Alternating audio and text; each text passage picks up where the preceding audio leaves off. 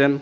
Halo Nuni, beralihlah Nuni ke produk herbal, wadah herbal, tu tadi listin herbal, wadah katia herbal, aduh pelangsing, aduh lutuk pengapuat, namanya kata jodoh Nuni. Contoh produk no SR2 Bali, Duen aku, Duran Strand, yo. Deodoran. Spray. Woi. Deodoran. Deodoran spray. Nampak Doromi ada. Jadi balilah ni. Ko apa? Aku serum.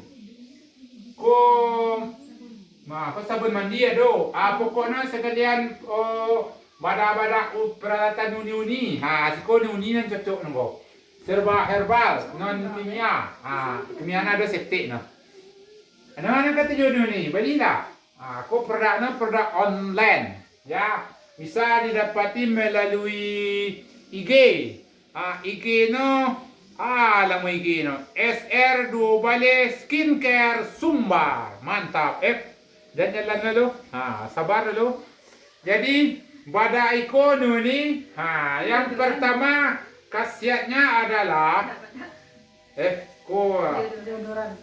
deodoran spray. Kesan yang pertama adalah menghilangkan bau katia,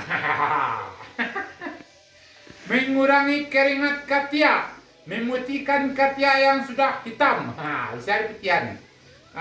Tidak berbekas di baju. Mantap ya. Belilah dan beralihlah kamu ke sekalian produk herbal. Tinggalkan produk non herbal. Iya, baru mantap. Yes. Kau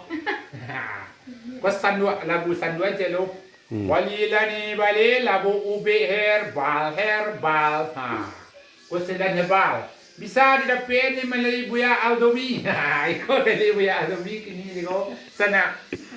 Buya Aldomi kau kini ada di Ciputat. Kau nama IG ni kau sana.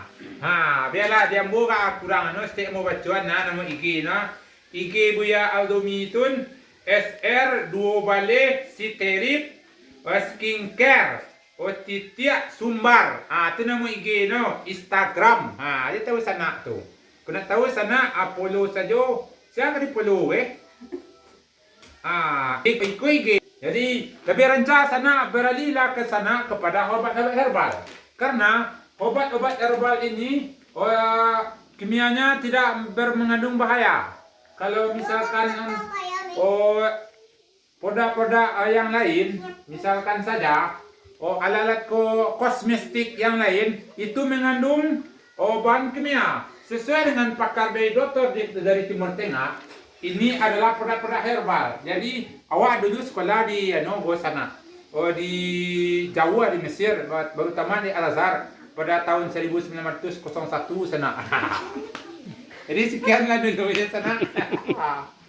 Berpindahlah sana ke UB herbal. Jadi kau nama IG ko sana, IG no. Nama Instagram no SR2 Bale Strip Skincare Sumbar. Kau nunggu. Jadi punya usaha online ko orang rumah Buya Aldomi. Mantap sana.